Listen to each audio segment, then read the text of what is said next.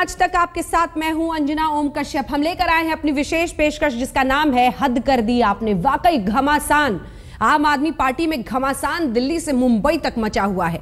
अंजलि दमानिया ने पार्टी छोड़ी तो योगेंद्र यादव ने चिट्ठी लिखकर आरोपों का जवाब दिया। उधर एक स्टिंग ऑपरेशन के सामने आने से केजरीवाल पर सवाल खड़े हो रहे हैं।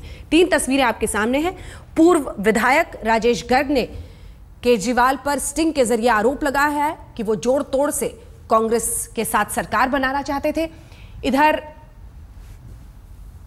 योगेंद्र यादव और प्रशांत भूषण, चिट्ठी का दौर चल रहा है। पहले मनीष सिसोदिया ने तमाम आरोप लगाए, उसके बाद विधायकों की तरफ से आज सिग्नेचर कैंपेन के जरिए निकालने की बात हुई। इधर योगेंद्र यादव और प्रशांत भूषण ने एक चिट्ठी के जरिए अपनी बात कही है। लेकिन पहली तस्वीर शायद सबसे बड़ा झटका है, क्योंकि अंजलि दमानिया ने जब ये स्टिंग ऑपरेशन का टेप सुना जो राजेश गर्ग ने सामने किया है, तो उन्होंने कहा कि मैं इसके लिए पार्टी में नहीं आई थी, इस्तीफा दे दिया।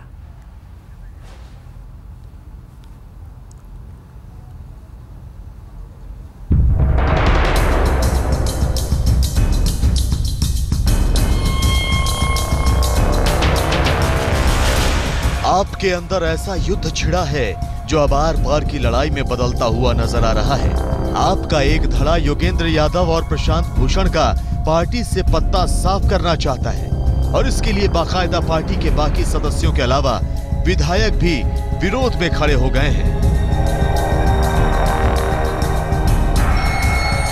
जी हां, अब खत को बेहद गौर से देखिए और पढ़िए। यह खत पार्टी के विधायकों की ओर से अरविंद केजरीवाल को लिखा गया है, जिसमें योगेंद्र यादव और प्रशांत भूषण के खिलाफ साफ साफ लिखा गया है कि दोनों ने दिल्ली चुनाव में पार्टी को हराने के लिए साजिश रची। खत में लिखा गया है कि योगेंद्र यादव और प्रशांत भूषण से उन्हें अंदाजा भी नहीं था कि वो इतनी घिनौनी हरकत करेंगे, बीजेपी को जिताने की कोशिश करेंगे। इस खत में पूरे 7 पॉइंट लिखे गए हैं। प्रशांत भूषण और योगेंद्र यादव ने की साजिश, आपको दिल्ली चुनाव हराने के लिए साजिश, बीजेपी को चुनाव जिताने की थी कोशिश, पार्टी ऐसे नेताओं को बर्दाश्त नहीं करेगी। हम आपको बता दें कि ये खत आपके विधायक कपिल मिश्रा ने लिखा है, जिस पर 60 विधायकों के समर्थन में हस्ताक्षर का दावा किया गया है।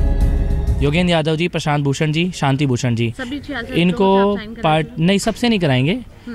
इन तीनों को पार्टी से निकाल दिया जाए, ये पिटीशन में है। एक उदाहरण पेश किया जाए कि संगठन इस प्रकार से नहीं चलते हैं, आप अपने ही संगठन के खिलाफ काम करते रहेंगे, ऐसा नहीं चलना चाहिए। और इसमें हम लोग अरविंद जी के लिए तो लिखा ही है ये पत्र, मंत्रिमंडल के साथ ही विधानसभा के अध्यक्ष और उपाध्यक्ष, इनके पास तो नहीं जा रहे हैं अभी हम लोग, बाकी सभी विधायक के पास। जिस तरह की राजनीति, नकारात्मक राजनीति ये लोग कर रहे थे, उससे हम लोग सब बुरी तरह परेशान थे। पिछले 6-8 महीने से इस तरह की परेशानी थी। उम्मीद कर रहे थे कि शायद ये लोग पार्टी से जुड़ जाएंगे, मजबूती से पार्टी को जिताने में मदद करेंगे, मगर इस तरह की सोच से हम लोग बुरी तरह परेशान रहे, दुखी रहे, तरस रहे। इसलिए हम लोग निर्णय लिया कि इस तरह का पिटीशन लिखा जाए। इसमें जो मंत्री हैं और जो कॉन्स्टिट्यूशनल पद पे हैं, उन लोगों से हम लोग ने ठीक नहीं समझा अभी बात करना। उसके अलावा सभी विधायकों से बात की गई है। गिनती में अगर बात की जाए तो कितने लोग हैं? आप ये अबे अरविंद जी, मनीष जी, इन लोग को हटा दीजिए। 7 तो यही हो गए, 2 बाकी हो गए, तो 9 जने ये हो गए, तो इन 9 को आप हटा लीजिए 67 में से। तो अब 9 को हटा लीजिए तो 58 हो गए, 58। योगेंद्र यादव और प्रशांत भूषण को पार्टी से निकालने के प्रस्ताव पर 28 मार्च को शुरू होने वाली राष्ट्रीय परिषद की बैठक में चर्चा होने की संभावना है। इस मुद्दे पर विचार करने के लिए आपके विधायकों की बैठक हुई, जिसमें इंडिया अगेंस्ट करप्शन के सदस्य भी शामिल हुए, जिसमें योगेंद्र यादव और प्रशांत भूषण को पार्टी से निकाले जाने का प्रस्ताव पास हुआ। यह प्रस्ताव पार्टी के सेक्रेटरी पंकज गुप्ता को दिया जाएगा। पंकज गुप्ता अरविंद केजरीवाल की आखिरी सहमति के लिए यह प्रस्ताव उन्हें 15 मार्च को पेश करेंगे। अब इसके खिलाफ एक चिट्ठी योगेंद्र यादव और प्रशांत भूषण ने भी तान दी है। इस चिट्ठी में अपने ऊपर लगे आरोपों पर दलील पेश की है, जिसमें दिल्ली चुनाव में हार की साजिश से लेकर राज्यों में चुनाव लड़ने के फैसले का जवाब दिया गया है। और योगेंद्र यादव ने साफ शब्दों में कहा है कि इस चिट्ठी को वो जनता के सामने रखेंगे और जनता से इस पर राय मांगेंगे। ये चिट्ठी ईमेल पे, फेसबुक पे, वेबसाइट पे, ट्विटर पे, सब पे रिलीज की जा रही है। ये चिट्ठी आम आदमी पार्टी के कार्यकर्ताओं के नाम है, जिसमें प्रयास किया गया है कि कार्यकर्ताओं को वो सब मुद्दे बताए जाएं, ताकि उनके मन में संदेह की गुंजाइश ना हो, एक सच्चे संवाद की शुरुआत हो सके। सूत्रों के मुताबिक आम आदमी पार्टी में पूरा का पूरा केजरीवाल खेमा ये मान चुका है कि मतभेद दूर नहीं हो सकते, क्योंकि भूषण और योगेंद्र उनके खिलाफ गुरिल्ला युद्ध लड़ रहे हैं। पार्टी मानती है कि दोनों नेताओं को पीएसी से निकाले जाने के फैसले का सम्मान करना होगा। आम आदमी पार्टी की नेशनल काउंसिल में 350 सदस्य हैं और इन्हें पार्टी का संस्थापक सदस्य माना जाता है। पार्टी को भरोसा है कि दोनों को हटाए जाने के प्रस्ताव का ज्यादातर सदस्य समर्थन करेंगे। पंकज जैन के साथ अमित चौधरी, दिल्ली आज तक। कई खास मेहमान हमारे साथ इस चर्चा में जुड़ रहे हैं। सबसे पहले आपका परिचय उनसे करा दें। हमारे साथ प्रभात झा, दिल्ली के प्रभारी भारतीय जनता पार्टी के जुड़ रहे हैं। जयप्रकाश अग्रवाल जी, कांग्रेस पार्टी के वरिष्ठ नेता हमारे साथ जुड़ रहे हैं। कुछ ही देर में आशुतोष, आम आदमी पार्टी के नेता हमारे साथ जुड़ जाएंगे। राजेश गर्ग, पूर्व एमएलए आम आदमी पार्टी के, जिन्होंने ये स्टिंग ऑपरेशन सामने रखा है, वो भी कुछ देर में हमारे साथ जुड़ेंगे। सबसे पहले प्रभात झा जी, आपके पास आते हुए, होना तो आप लोगों को चिंतन बैठक करनी थी हार की वजहों पर, लेकिन फिलहाल लगता है कि आम आदमी पार्टी के अंदरूनी कलह पर ताली बजा रहे हैं। नहीं, ये अंजना जी अच्छी बात नहीं है। किसी भी पार्टी में अगर इस तरह की घटना होती है तो ताली बजाना कोई मामला है, ये कभी भी, ये तो सच में अच्छी बात नहीं हो रही है। और दिल्ली की जनता को निश्चित ही दुख हो रहा होगा कि हमने किस पार्टी को वोट दिया, हमने सत्ता में किस पार्टी को लाने की कोशिश की। ये अच्छी बात किसी भी पार्टी के लिए नहीं कही जाएगी, लेकिन हां, ये सच है कि अगर पार्टी होती तो ऐसा न होता। सच में ये पार्टी नहीं है और कुछ स्वार्थियों की टोली इकट्ठी हुई और गलतफहमी में लोगों को उन्होंने बरगलाने की कोशिश की, उसके कारण ये सब हुआ है।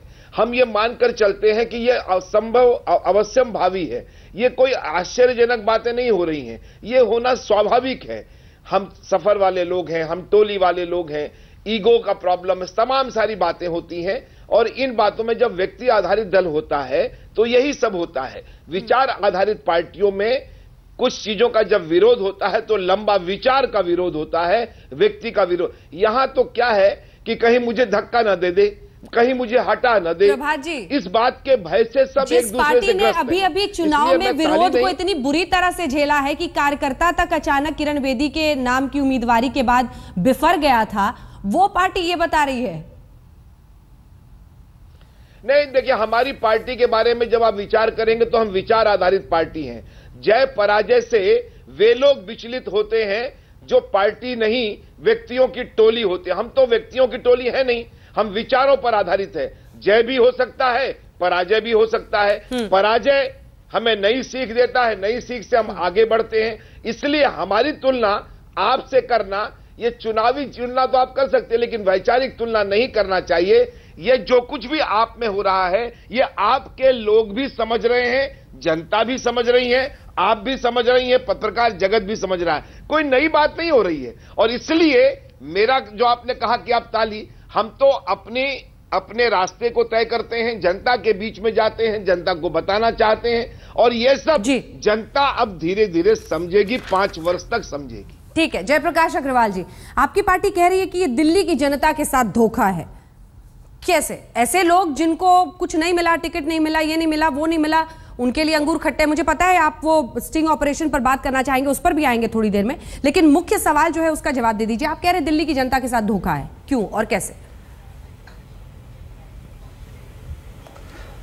सब मुझे इसमें एक साजिश दिखती है।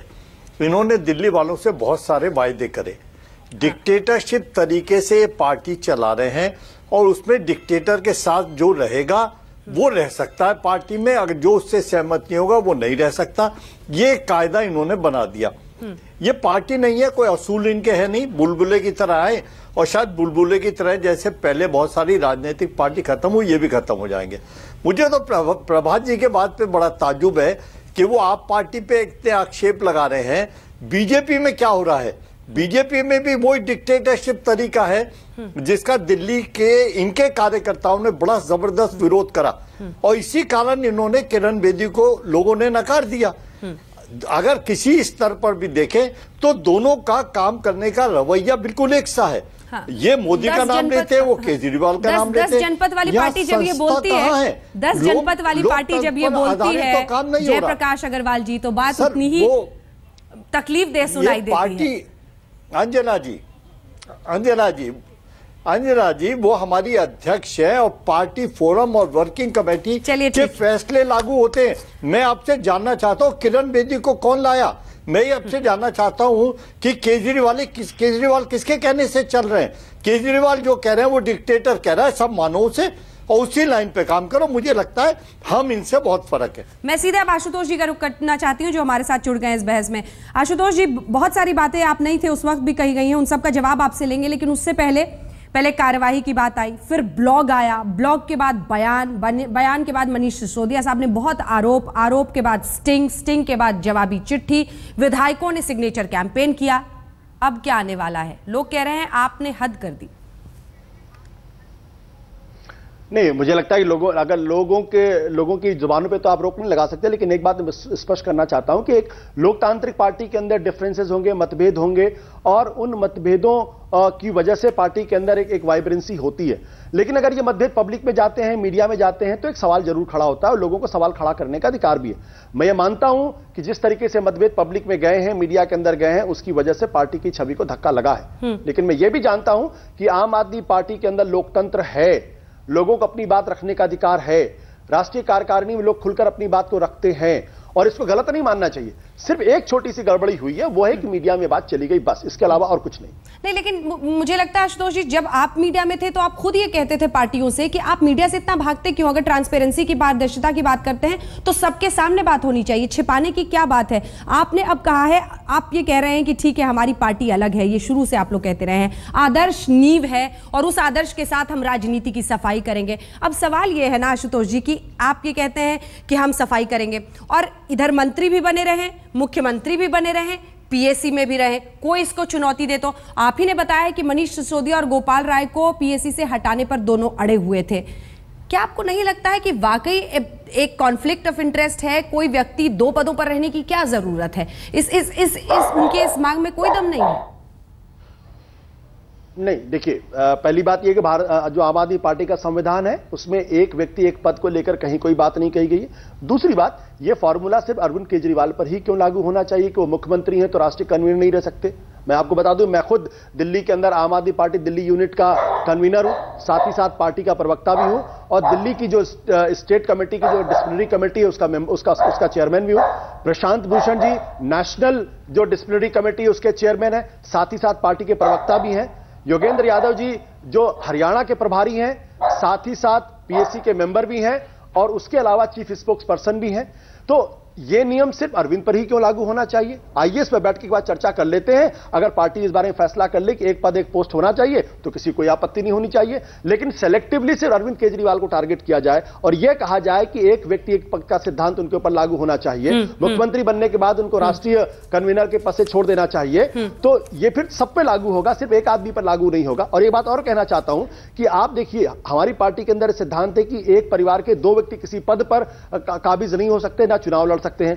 प्रशांत भूषण जी जो वो पीएससी के मेंबर हैं, वो स्पोक्स पर्सन भी हैं। शांति भूषण जी वो साथ ही साथ पीएससी और नेशनल एक्टिविटी दोनों के स्पेशल इनवाइटी हैं। ये सब तो दलीलें तमाम दी जा सकती है, अनंत तरीके से दी जा सकती है। एक व्यक्ति को शक्तिवान बना देना और वो भी हर स्तर पर सबसे ऊपर रख देना, बहुत ज्यादा शक्ति दे देना, ये शुरू से कहा जाता है कि किसी को अगर आपको भ्रष्टाचार से मुकाबला करना है, अगर आपको कुशासन से मुकाबला करना है, किसी एक व्यक्ति को, व्यक्तिवाद को बढ़ावा नहीं देना है, एक व्यक्ति को ज्यादा शक्तिशाली नहीं। ये ऐसे मौलिक और नैतिक बातें हैं जिसकी नींव पर ये सवाल किए जा रहे हैं। ब्रेक के लिए हम रुक रहे हैं, लौटेंगे। अंजलि दमानिया ने भी पार्टी छोड़ी है, उस वजह पर भी पहुंचेंगे ब्रेक के बाद। प्रभात झा जी, सवाल यह है कि हार के बाद अब बीजेपी चिंतन बैठक के पूरे आइडिया को ड्रॉप तो नहीं कर दिया आप लोगों ने? क्योंकि उधर झांकने की बजाय मुझे लगता है इधर की खुशी ज्यादा, जो सवाल मैंने पहले भी किया था, चिंतन बैठक करेंगे नहीं करेंगे? देखिए, आपको जो लग रहा हो अंजना जी, वो हमारे मन में मत डालिए। हम अपने पार्टी के बारे में निरंतर सोचते रहते हैं और चिंतन करते रहते हैं।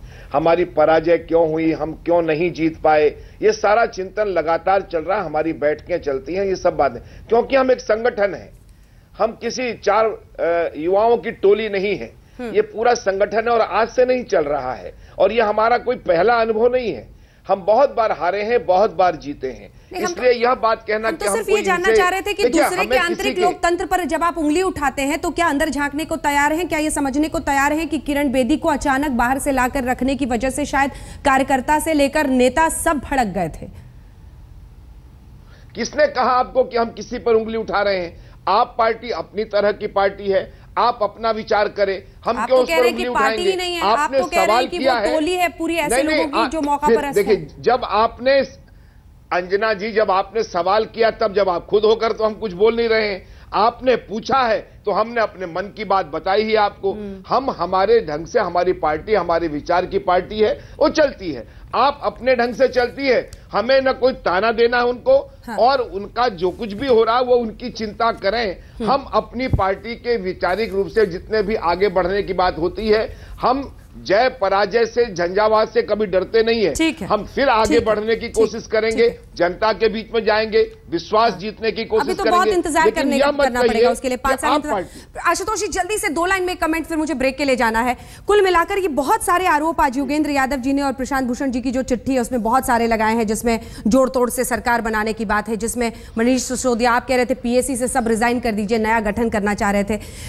ये पार्टी को क्यों नहीं एकजुट रख पाए? ऐसे लोग जो कि शुरू से जुड़े हुए थे, जिन्होंने आप खुद पत्रकार से लेकर नेता के रूप में जानते हैं उनका कंट्रीब्यूशन, प्रशांत भूषण का भ्रष्टाचार। नहीं, पार्टी के अंदर कभी कभी रणनीति को लेकर और सोच को लेकर एक मतभेद होता है, और मुझे लगता है किसी भी डेमोक्रेटिक लोकतांत्रिक पार्टी में इस तरीके का मतभेद होना बहुत स्वाभाविक है। मतभेदों से दिक्कत नहीं पैदा होती, दिक्कत इस बात को लेकर पैदा होती है कि क्या ये मामला मीडिया में जाना चाहिए, मीडिया में नहीं जाना चाहिए। मैंने ये बात पहले भी कही थी, अगर ये बात मीडिया में नहीं जाती तो इतनी बड़ी बात नहीं बनती, और चूंकि मीडिया में चला गया इसलिए बात का बतंगड़ बन गया है। तो मुझे अभी भी लगता है कि पार्टी के अंदर हम इस मसले को बैठ कर सुलझा सकते हैं।